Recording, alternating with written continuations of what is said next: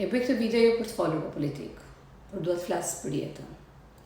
Sepse kur shëndetësia mungon, nuk mbasim statistika, mbasim njerëzit që duam. Vërtet ndoshta kur buka mungon, ke uri, kur mungon drejtësia, zemrim, ama kur mungon shëndetësia, humbet një jetë. Dhe sot do të flas pikërisht për këtë, për jetën. Unë jam mjeke, jam gjithashtu mami 2 fëmijëve, dhe një migrante që pas 13 vitesh vendosi të rikthehej në vendin e saj. U ktheva me shpresë që fëmijët e mi të rriteshin në një Shqipëri më të mirë. U ktheva edhe për të dhënë kontributin tim si mjeke. U ktheva sepse dua këtë vend dhe për këtë arsye kam vendosur të mos hesht më. Sepse unë e di shumë mirë çdo të thotë të përkesh përballë smundjen. E di çdo të thotë të lutesh në një mrekullim.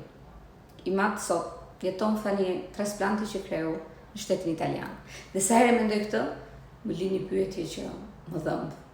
Po sikur të mos e kish pasur atë mundësi, po sikur jeta e tij të varet nga sistemi ynë. A do ta kisha sot ende një baba?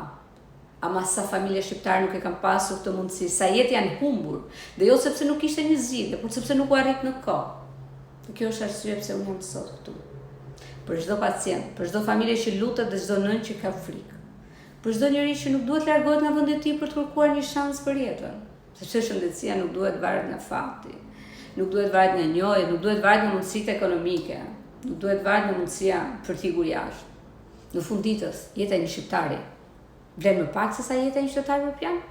Dhe sot ripërsëris nuk dua të flas për politikën, jam këtu për jetën, për baballarët tanë, për nënat tona, për fëmijët tanë dhe për një Shqipëri që askush nuk detyrohet të largohet për të shpëtuar jetën.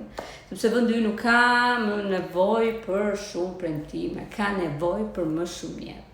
Dhe nëse ti ke një familjar sot të smur dhe je ende duke kërkuar një shpresë për ta kuruar jashtë, je një familjar i cili ka humbur dikë sepse ky sistem nuk ja mundsoi kurat, ose ndoshta edhe një familjar fatlum si puna ime, i cili prindi apo kushdo i jeton sepse u kurua jashtë vendit, ka ardhur momenti të mos heshti më, sepse kjo Shqipëri meriton një shëndetësi jo perfekte, po të denjë për të na shpëtuar jetën neve nesër.